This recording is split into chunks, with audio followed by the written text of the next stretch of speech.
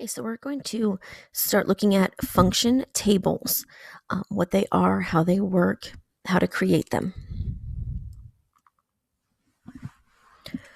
So you're going to copy this information down, this question, and we'll answer it together. During the summer, movie tickets cost $3 each. How much will Mason spend if he sees 3 movies, 5 movies, 10 movies? So pause so you can get this copied, and then we'll go through each of these together.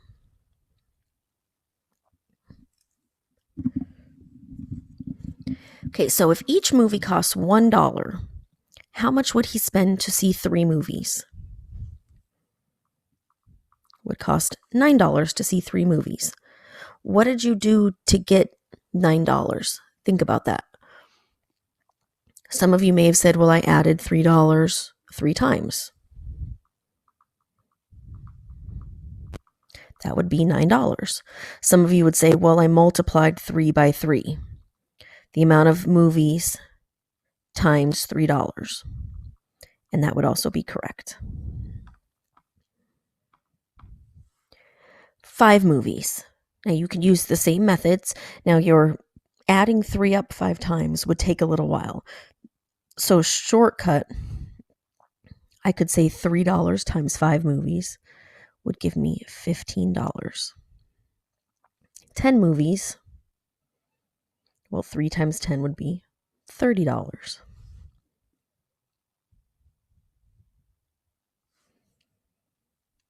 Pretty simple.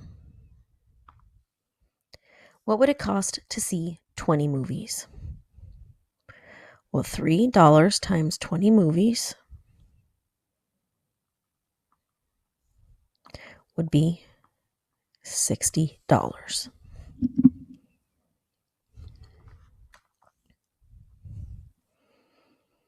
Now we're going to take this information that we know about the movies, and we're going to create a function table. So you don't need to write movies cost $3 each. You can just go ahead and start drawing the table. The middle section, you do need a little space. So if you want to watch the table first before you copy it down, that's okay too. So number of tickets, this middle section is where the work is going to go. And this is where what operation that we did continuously to find our answer. And if you think about what we did, we took $3 and we multiplied it by what? We multiplied it by the number of movies we watched. So it was $3 times N, or the number of tickets. Now we're going to call number of tickets N. And we're going to call them total money spent. We can call that T. So $3 times N equaled T, or our total price. So if we look back to when we had 3 movies, we did $3 times the 3 movies equaled 9. The total amount of money we spent was $9. 5 movies. $3 times 5 movies equaled $15. I'm going to throw a different number at you here. 6 movies. $3 times 6 movies equaled $18 total.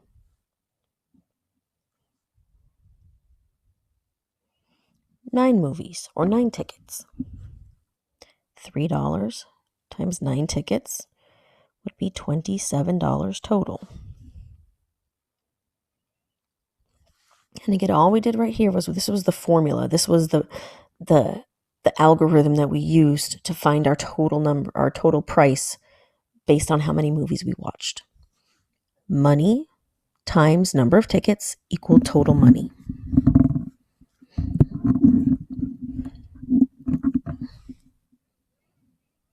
And if we look back at our work here, you can see $3 times number of tickets. So $3 times number of tickets equaled the total. $3 times number of tickets equaled the total. Okay, so pause and get that table copied if you need it.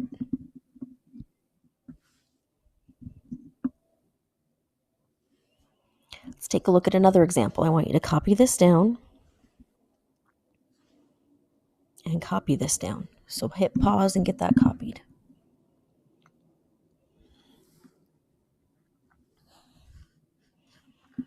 So how much is a gym membership costs $10 a week. Oops.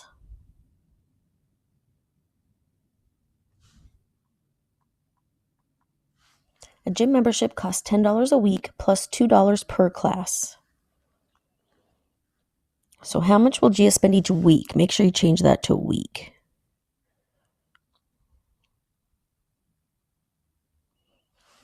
If she takes 1 class, 3 classes, 10 classes. So if she takes 1 class, it costs her $10 a week no matter what, plus $2 for every class she takes. So with 1 class, it's $10 plus, if it's $2 per class, it'd be plus $2, right? So it would cost her $12 if she took 1 class during the week. What about 3 classes? Well, it's $10 no matter what. Now it's $2 per class. If she's taking 3 classes and they're $2 each, how much total does she spend on classes? Well, it's $2 times the 3 classes, right? Hopefully you thought 6 in your head, which is correct. 2 times 3 is 6. So what you would end up with was $10 for the membership plus $6 for the classes, $16. And this is nothing. It's just a little scribble. 10 classes. Well, it's $10 for the week plus $2 for each class. So if it's $2 per class and she takes 10 classes, that would be $20 for her classes. So $30 total.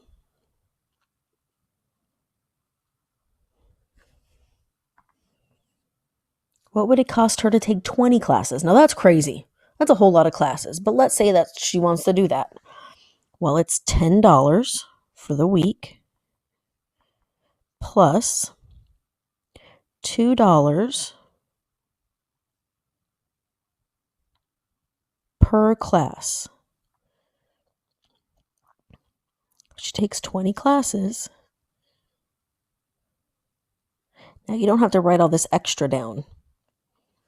I'm just notating what each piece is for you if you need it. So $10 for the week plus $2 for each class, and she's taking 20 classes. So 2 times 20 is 40.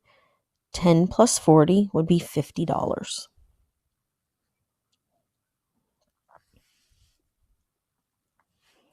Now again, we could make a table here.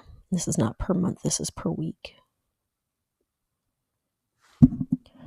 Gym membership is $10 per week plus $2 per class.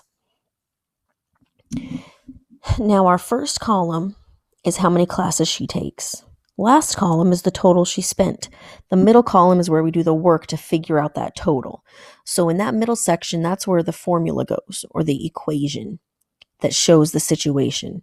So from what we just worked on, we always took the $10 and we added it to 2 times whatever number that was. And that gave us our total amount of money. Okay. Now, we take our formula and we put it in the middle here.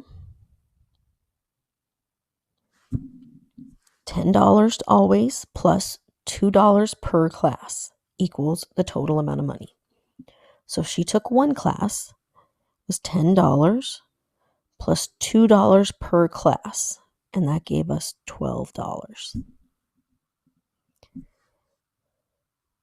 Let's say she took 4 classes. Let's figure that out. $10 no matter what, plus $2 per class, and my number of classes is 4. That totals 18. Remember, we're following the order of operations. 2 times 4 is 8. 8 plus 10 is 18. Let's say 6 classes. $10 plus $2 per class. 2 times 6 is 12. 12 plus 10 is 22. I want you to figure 8 out. So hit pause and figure out the last row.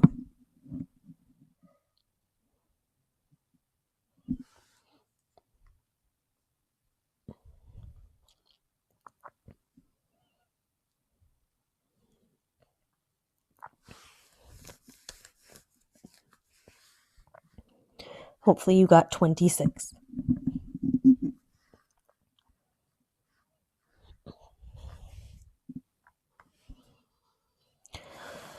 So with our function tables, there are a few things that you need to know. The input, that's our first column. That's our X value. So the input was the number of tickets or the number of classes. Okay. The function rule is our equation. That's the middle column. The last column is the output, the total, and that's actually our Y value.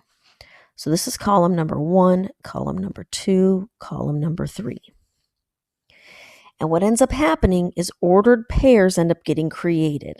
And I'm going to show you that on the next set of work. But I want you to copy down this information about function tables.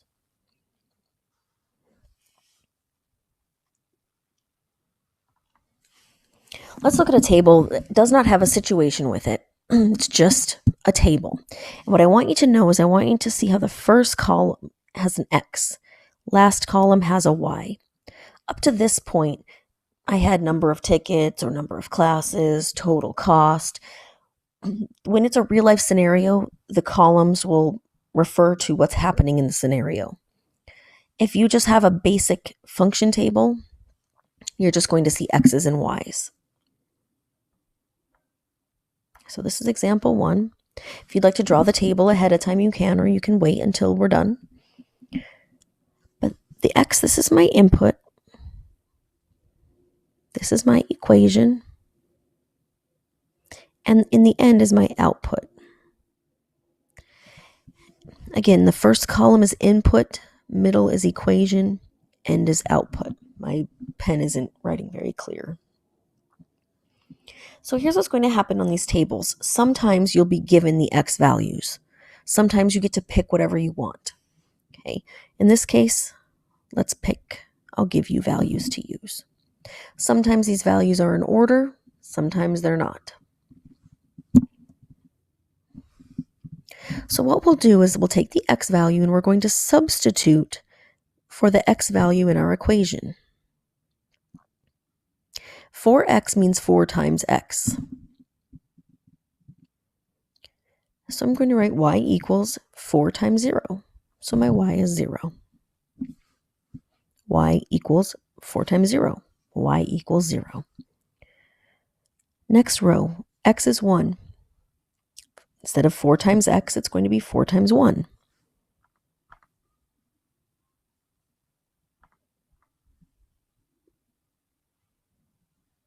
Four times 1 is 4.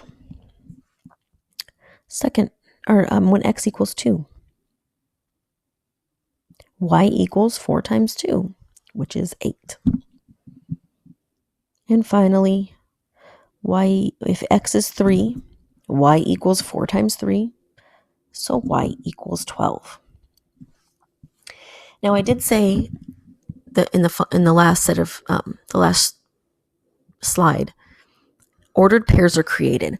Ordered pairs are made up of x's and y's. This is a function table. Each x has its own y, exactly one y, and that creates an ordered pair.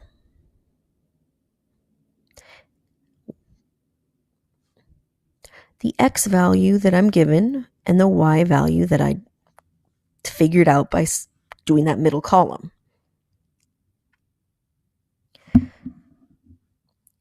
And the ordered pairs will come in the next few days. But right now, as long as you're seeing this, you have an input, you get an output. That input and that output actually makes an ordered pair. That's why when you could look at functions, you were given ordered pairs, you were given tables, you were given graphs. They're all connected. Those ordered pairs come from the table. The table creates the ordered pair. The ordered pairs can be put on a graph. It's all connected. Let's take a look at another one. So copy this table down.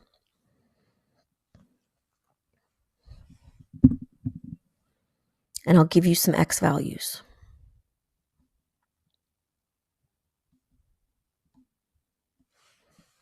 Now the X values can be negative. Okay. And you're going to see that. So might as well just go ahead and work with them. So X equals -1. Y equals, now remember this X right here is getting substituted.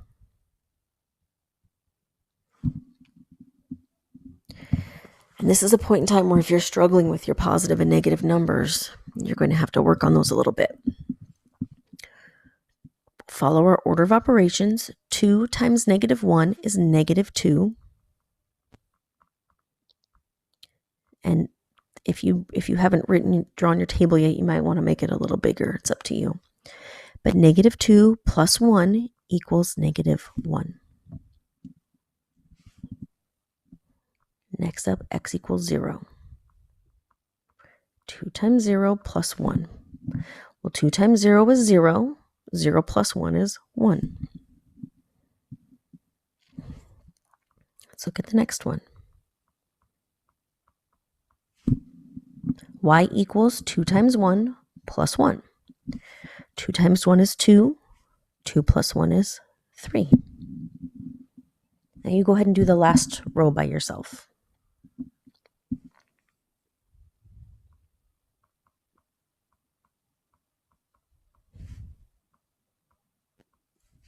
Hopefully you got Y equals 5. And again, these create ordered pairs.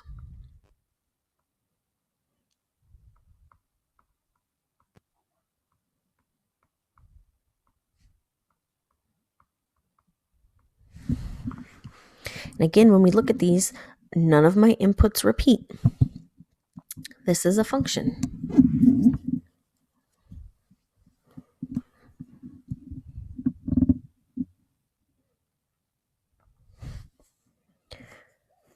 Okay, this last one, I'm going to give you the X values and you're going to complete it on your own.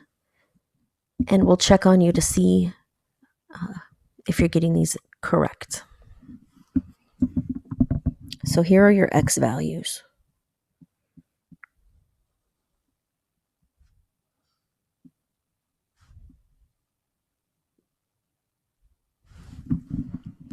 So -2, 0, 1, and -3.